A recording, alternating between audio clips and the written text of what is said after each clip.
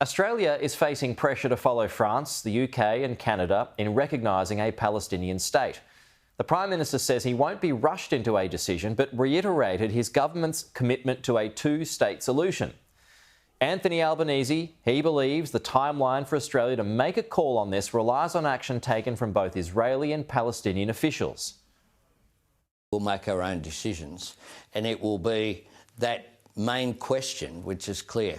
Will Australia recognising, making that statement that you can only make once, of course, and once you make that declaration, you lose your capacity to negotiate and to influence outcomes to some extent.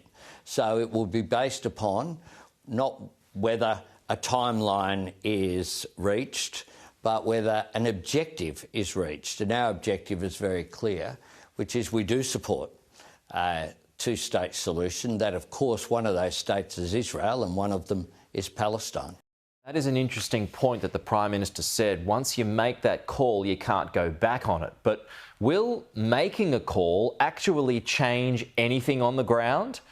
Well, one legal expert that we spoke to a few hours ago said it's unlikely to.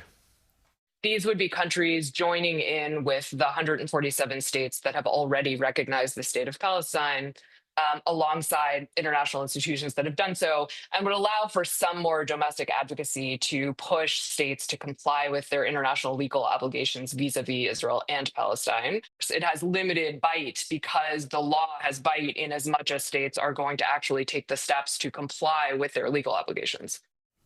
Limited bite. Joining us live now, some might say that's the UN entirely. Joining us live now is Sky News US analyst Michael Ware. Michael, good to see you. You've got a knowledge of these things, a serious knowledge of these things. So what, in your view, what happens? I mean, there's so much talk about, declaring a state of Palestine. And as that expert pointed out, there's more than 140 countries now who've done so, yet things are still the way they are. So will Australia changing its view change anything, for instance? Well, it would be symbolic, just as we now know that Canada is joining the UK and France in declaring that it will also recognise a Palestinian state at the UN General Assembly in September. And that does have not insignificant symbolic importance. It's true, nothing will change on the ground.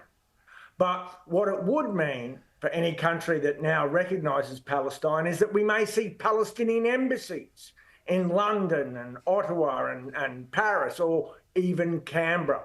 It would also mean that these countries would have to reassess their currently standing deals with Israel to make sure that those deals or treaties or whatever instruments they are do not conflict with their recognition of the Palestinian state. But as you mentioned, as it stands right now, there's 147 countries in the UN that recognise the Palestinian state out of 193. There's 10 members of the G20 who recognise the Palestinian state. And if these three close US military allies, France, UK and Canada, go through with it, then it will be 13 out of the G20. And it will also mean that on the UN Security Council, 4 out of the 5 Security Council members with veto power would recognise a Palestinian state. The only holdout being the United States. That's why we're left with symbolism. Because the US would almost certainly veto if they stick by their current and the US would be the only one of the 5 members of the Security Council who would knock it back.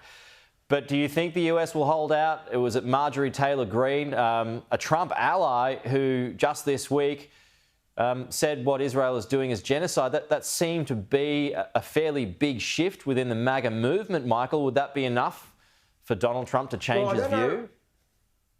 Yeah, well, we all know Marjorie Taylor Greene, and she's never backward in coming forward with her own views. So we're not yet sure how much that her opinion reflects the broader MAGA base, but perhaps it's a sign of some kind of ebb in that support for Israel.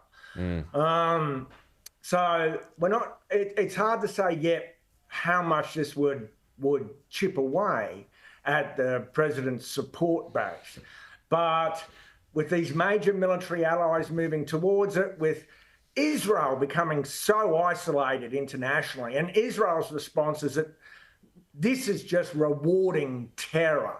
And the US Secretary of State said that this is a slap in the face for the Israeli victims of October 7th. So right now, the administration is standing firm in its refusal, but they're swimming against a global tide now. And as I mentioned, 3 of its closest military allies, that's a big call when already 14 of 32 NATO countries recognise. Yeah, and just further to that point about it rewarding Hamas, we covered this a little earlier, but according to the Telegraph in the UK, a senior Hamas official welcomed Keir Starmer's promise to recognise Palestine. He said a couple of days ago, victory and liberation are closer than we expected. That would kind of fuel that argument. We've just got a little more time left. I'm wondering if you can help me out with something, Michael. It's deadline day, August 1. It's about to be August 1 in the United States. A few hours to go now, at least on the East Coast anyway. Does the Trump administration, is it any closer to actually finalising all of its deals? Because it seems to be quite haphazard this morning, because Mexico's just got a 3-month stay of execution, if you like, a 3-month delay. We're all told it was going to start today. Australia doesn't really know where we are at the moment. Is it 10, 15, 20%? I know other countries are confused as well. What's your view of where things are at? Well, it's a very confusing patchwork quilt. And basically no nation on the earth understands where it stands in relation to the US, except those with framework agreements. And there's only a very small handful of those, or with completed deals. There are dozens and dozens and dozens of countries around the world who haven't yet responded.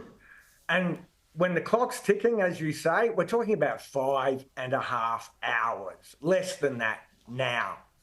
Look, you've got to give credit to President Trump, because he promised to do this, and now he's getting, to some degree, what he wanted. His own cabinet member this morning, obviously a keen supporter of these tariffs, was saying that President Trump has reshaped the global trading landscape and placed himself as the new global trading sheriff.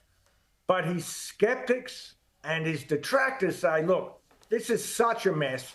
The markets don't know where this is going. The Dow closed down 330 points. The American consumer eventually will be the ones who have to pay these tariffs.